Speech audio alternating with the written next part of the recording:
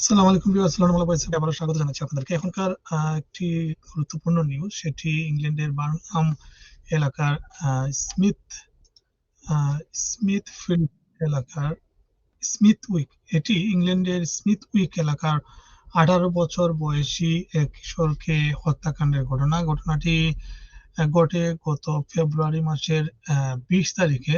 সেখানে স্থানীয় একটি মসজিদের সামনে 18 বছর বয়সী জেড আফজাল নামক কিশোরকে হত্যার অভিযোগে 14 বছর বয়সী এবং 16 বছর বয়সী দুই কিশোরকে 14 এবং 17 বছর বয়সী দুই কিশোরকে গ্রেফতার করা হয়েছে।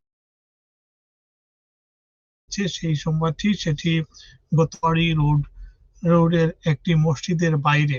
সেখানে সংঘর্ষের ঘটনা ঘটে এবং গুরুতর আহত অবস্থায় জেশান আফজালকে পাওয়া যায়। পরে তার মৃত্যু হয়। ওয়েস্ট মিডল্যান্ড পুলিশ জানিয়েছে, এই ঘটনার ইতিমধ্যে 7 জন কিশোরের বিরুদ্ধে হত্যার অভিযোগ আনা হয়েছে। সর্বশেষ 14 ও 17 বছর বয়সী আরো দুই কিশোরকে সন্দেহে গ্রেফতার করা হয়েছে।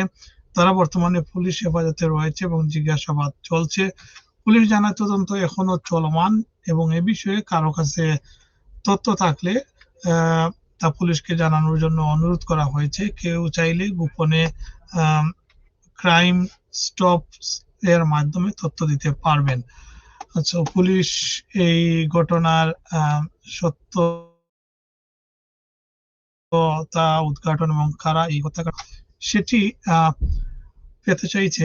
বিশেষ করে মসজিদের বাইরে সংঘর্ষের ঘটনায় নামে মনে হচ্ছে যে কিশোরটি মারা গিয়েছে সে মুসলমান এবং এশিয়ান সম্ভবত, এবং যাদেরকে গ্রেফতার করা হয়েছে মসজিদের বাইরে সম্ভবত কোনো একটা বিষয়কে কেন্দ্র করেই এই সংঘর্ষের ঘটনাটা ঘটে থাকে। কারণ তরুণদের মধ্যে ইদানিং যে ইয়াং গ্যাং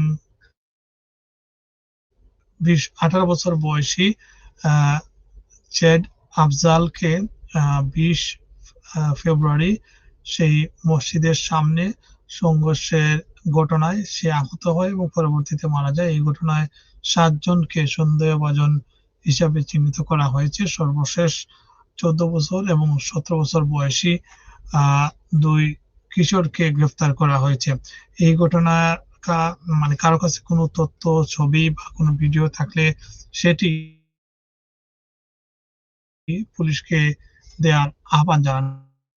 আপনারা সাবস্ক্রাইব করবেন, লাইক করবেন এবং নিউজের জন্য সবাই শেয়ার করবেন, যাতে করে অন্যরা আমাদের নিউজ দেখতে পারেন।